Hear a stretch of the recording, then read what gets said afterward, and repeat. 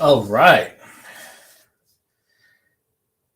Looks like we're streaming on multiple locations. Now, this is what I'm talking about. Let me try to pull it up over here. It's my first time using this software. I apologize.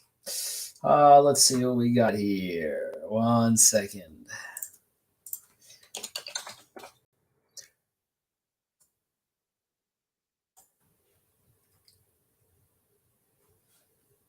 How do I change? Edit the title. All right, we're about to go live in here.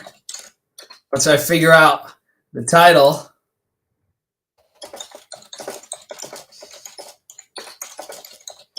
All right, hold on one second, guys.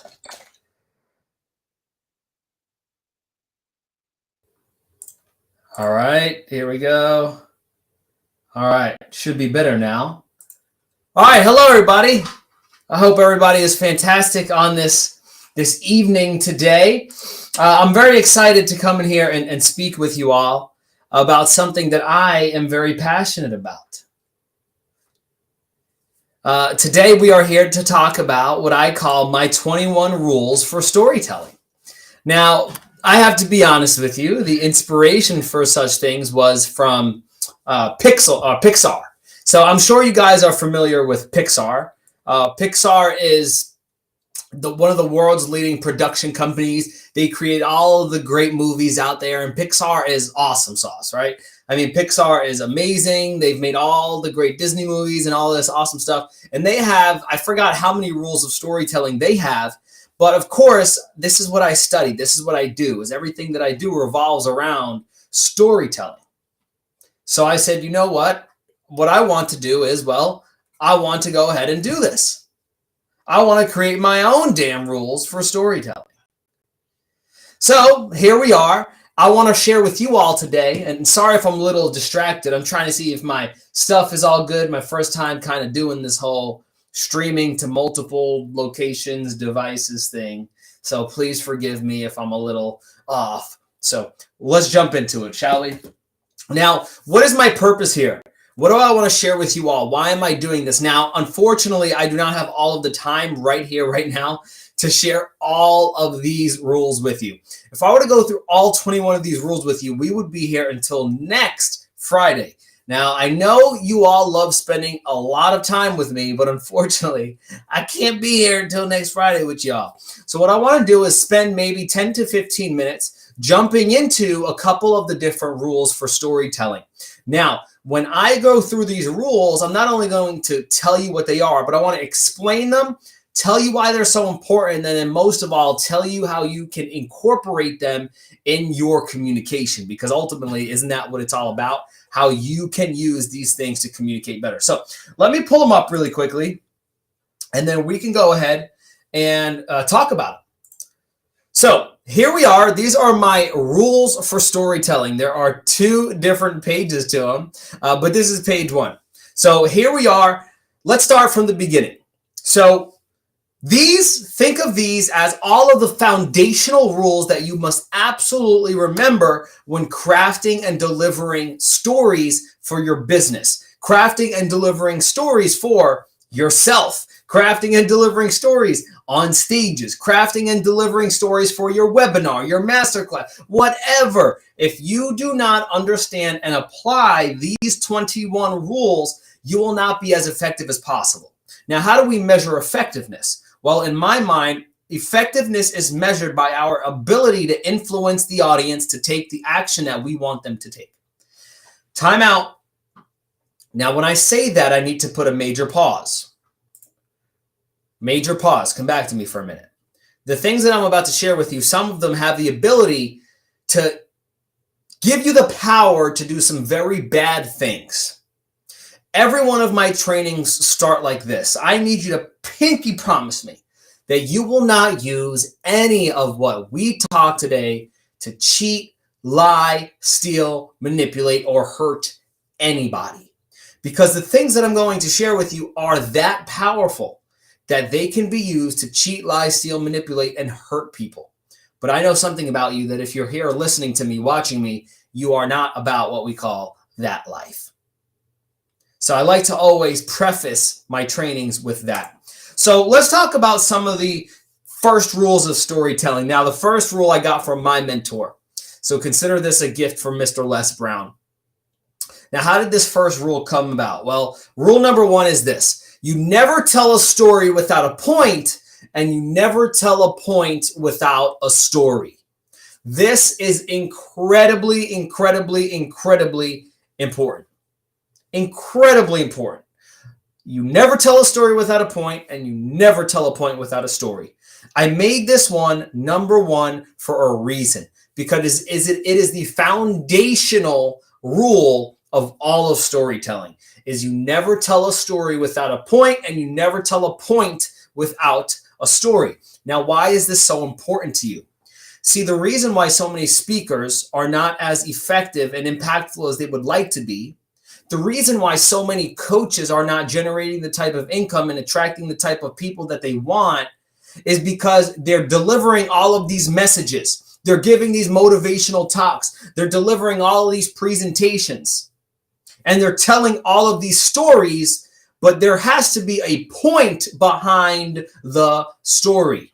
So every story you share in order to illustrate and magnify a point.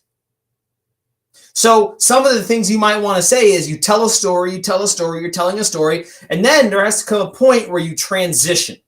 And a transition sounds like this. And this taught me that, fill in the blank. And I learned from this experience that what this taught me was, I realized, fill in the blank, these are what we call transitional phrases that enable you to go from story to point, because you never tell a story without a point. And then also you never tell a point without a story. Now, why do we never tell a point without a story? Now, here's the thing. I had a lot of professors in college. I had a perfect grade point average in college. But let me tell you something, ladies and gentlemen. I went to sleep in so many of my classes because they all put me to sleep. They were all so boring. See, here's the thing I need you to remember, and I think we go through, this might be one of the rules later on. It's not so much about the content that you're delivering. Content is not king. Content is queen, and delivery is king. Your ability to deliver the presentation, to deliver the content is more important than the content itself. So why is that so important to rule number one, which is you never tell a story without a point and you never tell a point without a story? Well, this is why. Because I could come on here and tell you that storytelling is the most amazing thing in the world. I could tell you that it's God's gift to humanity. But if I just come on here and I say, well, guys, hey, first thing I need you to know is you have to work hard. But I don't share a story behind it, I'm going to lose the audience. Why? Because stories do a couple of different things. But one of the greatest things about stories is that they get people emotionally involved. When you share a story to illustrate a point, the person feels like they are inside of the story. Therefore, their attention is all involved into what you are saying. Versus if you just tell somebody, you have to set goals and follow your dreams. Right? When I was younger, I just wanted to be a motivational speaker, because motivational speakers, so many of them just yell at you and tell you to work hard. But that's not transformative. Now, if you're here watching this or listening to me, chances are you want to be transformative. So in order for you to be transformative, you have to be memorable. Now, here's the thing. When information is delivered without a story, two areas in your brain light up. Two areas in your brain are activated. Pretty cool. But when a story is shared, a story that illustrates a powerful point, 5 areas in the human brain are activated. So you literally become more than 2 times more memorable simply because you wrapped your story, you wrapped your point in a story. So it literally enables you to become more memorable. So that's how I want you to think of this. Think of your story as the wrapping paper for your point, for your message. So if I have 3 points, let's say point number 1 is you have to set goals.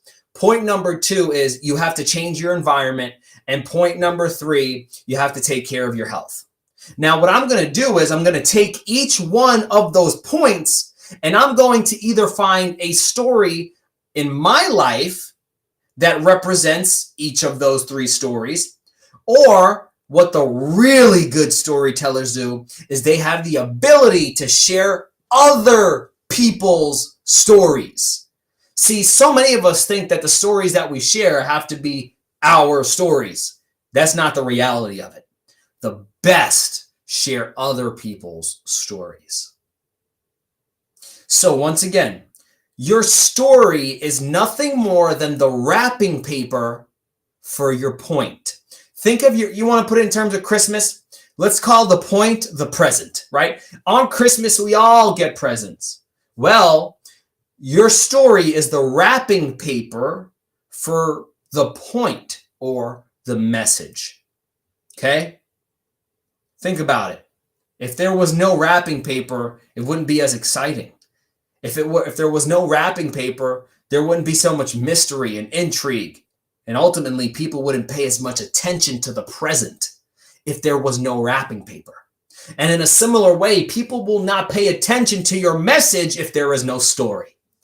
Whew, that was pretty good, Devin. I got to give you credit. Thank you, Devin. I appreciate it. See, sometimes you just got to talk to yourself. Sometimes you got to be your own best hype man, right? I mean, come on. So that's point number 1. Guys, I can go so deep on point number 1, but we're not here for that right now. Okay. I could stay here for about 2 hours on point number 1 and go so deep, but we have some other ones to get into. So I want to cover the first 3 here today. Now, the second one is extremely important to me. Never let what you want to say get in the way of what the audience needs to hear. I'm going to say that again. I got to close my eyes and just visualize this. Never let what you want to say get in the way of what the audience needs to hear. Never let what you want to say get in the way of what the audience needs to hear. Are you hearing me right now? Let me check something here. I got to check something out.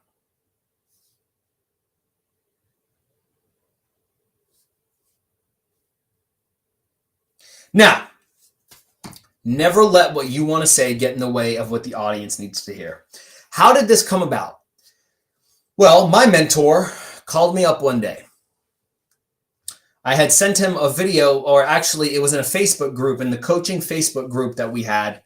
And I posted a video. I was posting videos every single day. I was really serious about improving my ability to speak. And Mr. Les Brown at this time, everything that I ever posted, he was like, Devin, you killed it. Devin, you did such a great job. Devin, you were amazing. So he called me up and I said, well, here we go. Hit me with it again, Mr. Les. I'm ready for it. So I pick up the phone and I say, hello, Mr. Brown. He says, Devin. I say, yes, sir. He says, that video that you posted? He said, that was not it. I said, what do you mean, sir? I thought I did a great job. He says, Devin, never forget what I'm about to tell you. He said, nobody gives a rat's ass about you. He said, Devin, everything you shared in that story, you shared because you wanted to share it.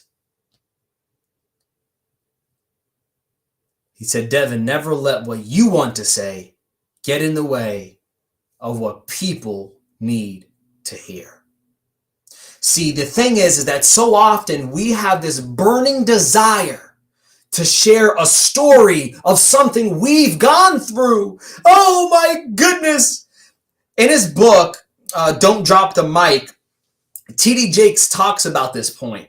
He went to Africa one time and he had one of the most amazing trips of his life. And he was burning with the desire to share this experience.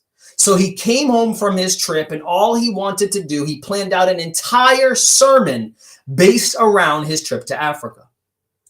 The day before he was going to deliver his presentation, he looked at that paper and he said, "This is not what people need to hear." See, he was so excited to share what he wanted to share that he wasn't taking into consideration the needs of the audience. See, you are not that important. And even more than that, you do not determine what you talk about. Your audience does. So never let what you want to say, what you think is relevant, what you think is important, what you think is salient, what you think is entertaining, that doesn't matter. The only thing that matters is, what does the audience need to hear? That is the only thing that matters. But you could only do that if you first know the audience. And that is a topic for another time, because that is literally about a 6-hour class that I can give. Okay, so that's number 2. Nobody gives a damn about you. They just care about, hey, dude, hey, dudette, what do you have for me? How can you change my life? That is all they care about when they hear you speak. Now, I know I am extremely handsome, but people don't just want to look at me to look at me. No. The people watching me right now are saying, what can I learn from this? Right? What can I learn? How can I improve? How can I get better as a result of this guy's stuff? So that's number 2, all right, guys? So rule number 1, you never tell a story without a point, and you never tell a point without a story. Rule number 2, you never let what you want to say get in the way of what the audience needs to hear. And number 3, speakers speak to the ears. Storytellers speak to the heart. All right, I need to come off. I need you to see me right now. Speakers speak to the ears, but storytellers speak to the heart. Guys, I am not a speaker, nor do I train speakers, because speakers speak to the ears. And you know what they say? In one ear, out the other. But storytellers speak to the heart. Stories emotionally connect us. Stories make us feel understood. Stories entertain us. Stories educate us. Stories enroll us in the dialogue. Stories make us feel like we know the person that's sharing the story. You ever watch a Netflix show and you just felt like you understood the character? Like when they cried, you cried. When they died, you felt like part of you died.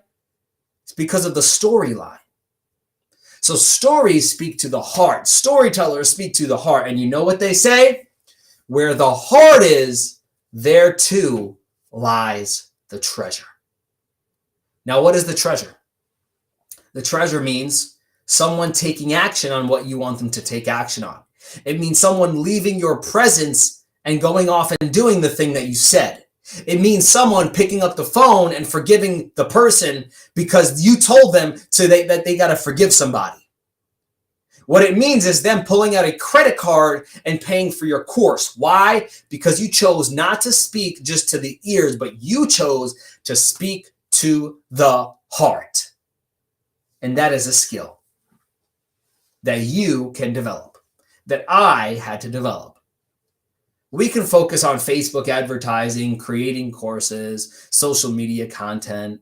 But if you don't know how to communicate what you have in a way that gets people emotionally involved, nothing else matters. Nothing else matters. So those are the 3 rules of storytelling that I wanted to share with you today. And we'll be back tomorrow where I'm going to share another 3 rules until we ultimately get to covering all 21 rules of storytelling. If you want the document that will provide you with all 21 rules of storytelling, all you have to do is send me a message and say, Devin, I want those 21 rules. All right, guys, have a good night. Adios, amigos.